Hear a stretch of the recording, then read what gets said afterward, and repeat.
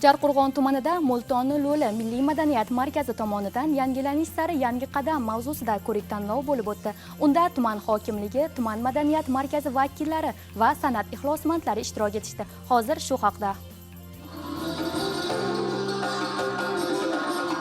Qadimiy va saxovatli zaminimizda ko'p asrlar davomida turli millat va elat, madaniyat va din vakillari tinch totuv yashab kelgan. Mehmondo'stlik, ezgulik, qalb saxovati va bag'rikenglik xalqimizga xos fazilat hisoblanadi. Tadbirda so'zga chiqqanlar mamlakatimizda turli millat va elat vakillariga o'z tili va san'atlarini rivojlantirishda yaratib berilayotgan shart-sharoitlar borasida to'xtalib o'tishdi. Ko'rik-tanlovning mazmun-mohiyati, baholash mezonlari bo'yicha ishtirokchilarga ma'lumotlar berildi.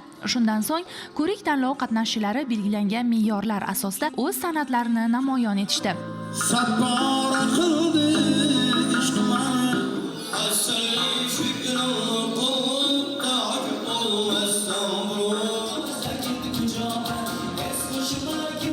Hakamlar hay'ati tomonidan ishtirokchilarning qo'shiqni ijro etish, musiqiy asboblardan foydalana olish mahoratlariga alohida e'tibor qaratildi. Tanlov davomida kuylangan qo'shiqlar va musiqiy ohanglar tadbir qatnashchilariga yuqori kayfiyat bag'ishladi.